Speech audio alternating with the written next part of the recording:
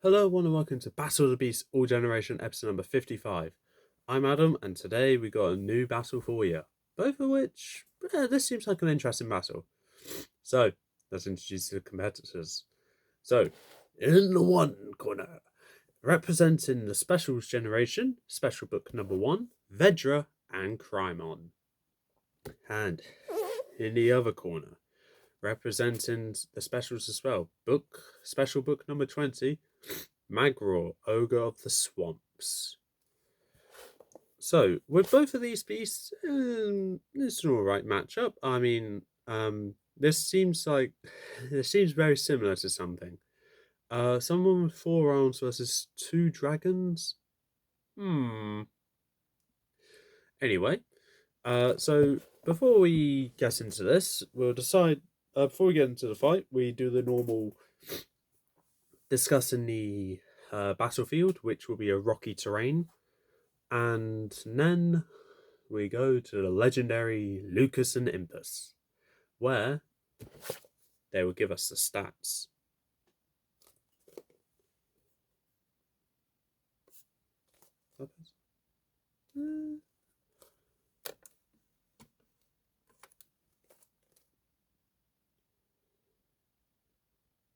There we are.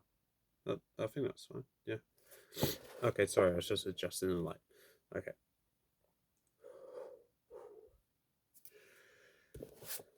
Okay, everybody. So welcome back. The lighting may have changed a bit because I just adjusted my light to try and have Magror not be overwhelmed by the light.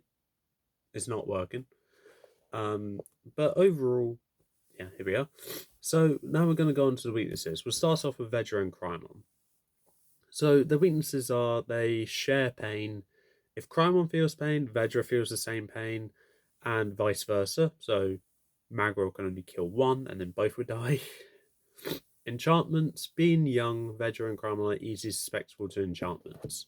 Okay. And for Magror's weaknesses, snake hair removal. The snakes on Magror's scalp can be removed easily. That's all it says. So if his snake hair gets removed, I wouldn't say it's the end of the fight, but that makes him more vulnerable, let's say. So we'll go with that. So with that, let's get into this fight. So, Vedra and Krimon, Magror, let's get into this. So as the chamber doors open, we are greeted to the usual rocky terrain. This is the first battle in a while that I'm doing, because this is the only one that isn't pre-recorded from a few months ago. Magror stomps out into the arena, looking around, ready to fight, flexing all 4 of his arms to show off that he is here to fight. And Vedra and Krimon see Magror in the light, and they decide, one of which goes out through the normal chamber door and just stares Magror down. Magror stares down Vedra, let's say, and gets ready to picks up a rock and goes to throw it at Vedra. Vedra, using his tail, just whips it aside with all his power, knocking it into the wall. And then Magror charges up towards Vedra. Vedra flies up, causing Magror to slow down and look up. And Krimon takes that to his opportunity, where he flies out through the chamber door and catches Magror completely off guard by tackling him to the ground. And then pushing him down to the ground and flying off. They both circle around Magror, and getting ready, they both shoot jets of fire towards Magror. Magror is able to get up just to see the fire coming towards him. He covers his head and face, and just to protect himself from the fire. And using 2 other arms, he picks up rocks and chucks it towards the dragons, both of which miss. But in that time, they stop shooting jets of fire. So Magror picks up 2 other rocks and picks up another 2 rocks. So he has 4 rocks in his hands. And what his plan is to try and knock down 1. if Vedra and Krimon stay at this height they're at, then they'll be fine. They'll be fine. They shoot another jet of fire towards Magror. Magror uses the rocks to deflect the fire. Magror feels the heat on his fingers, but not bad enough that causes him to stop. And using his other hands with the rocks in, he throws the rocks at one of the dragons. He throws the rocks at Krimon, let's say. Krimon dodges the first one, but not in time to see the second one coming at him. And he gets knocked square in the chest from that.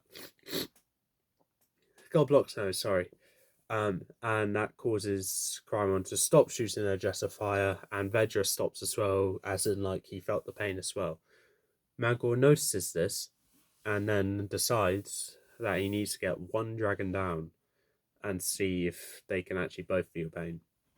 So quickly as he can, Magror scoops up a pile of sand and chucks it in the direction of Vedra. Vedra gets sand in his eyes and starts shaking his head to try and get the sand off, but struggling. Krimon seems to feel the same thing, but he could still see. But now he just has the pain of sand in his eyes. What Magror does now, picks up a rock and throws it right towards Vedra, knocking him square in the neck, where he just starts coming down to the ground. Magror runs up to Vedra, grabs him by the tail, and yanks him down to the ground. Krimon feels the pain that Vedra feels when Vedra gets slammed into the ground.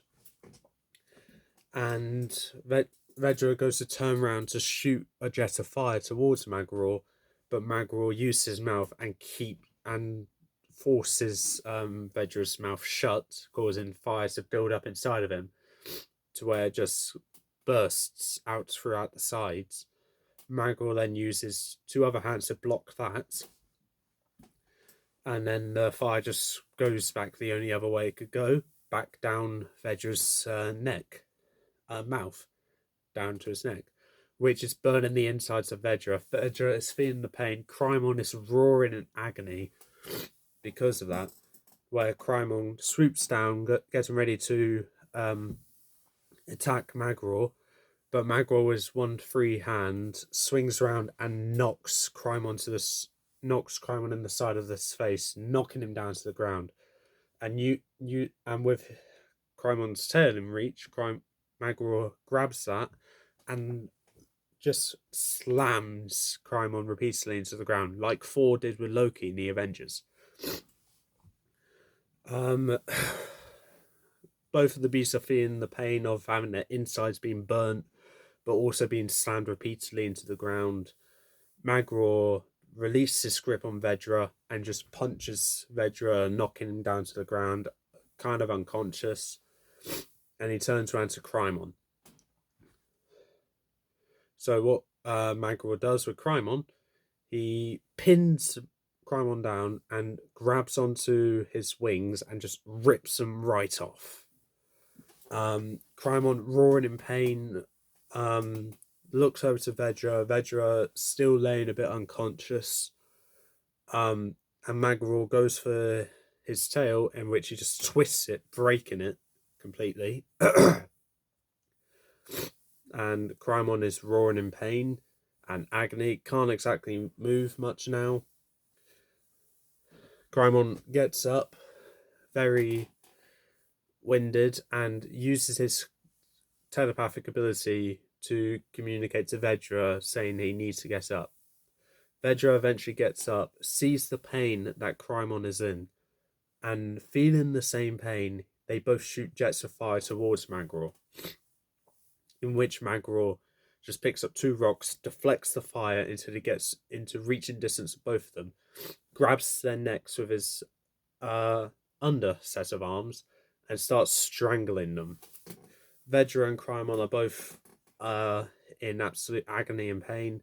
Magror puts down the rocks and just punches each of their heads repeatedly until both of them are just barely alive, hanging on the edge of death, in which Magror decides to give them a sympathy point and grabbing, still having his underarms on both their necks, he puts his top set of hands on both of their heads and just twists them completely, breaking both of their necks. Both the bodies slump to the ground, and Magror releases his grip and just walks back to his chamber, almost completely unharmed. So the winner of this fight is Magror, Ogre of the Swamps. The loser is Vedra and Krimon. If you think Vedra and Krimon should have won, please leave in the comments below why you think that. However, my word is final, and Magror is the winner. That was a bit of a grim and violent end to Vedra and Krimon, but I had kind of fun doing it. Now with the part where Magror ripped off Krimon's wings and broke his tail, if I may quote Gobber from How to Train a Dragon, a downed dragon is a dead dragon. You aim for the wings and the tail, and then that line. So I know it's the other way around. You aim for the wings and the tail. A downed dragon's a dead dragon. I know that's a line, but I can't do anything right. I butchered that as well. But that is all for this time. That is why Magror won. And with that, that's all for this time. If you like what you saw, leave a like, leave a comment, don't forget to subscribe, press the notification bell down below, and I'll see you next time.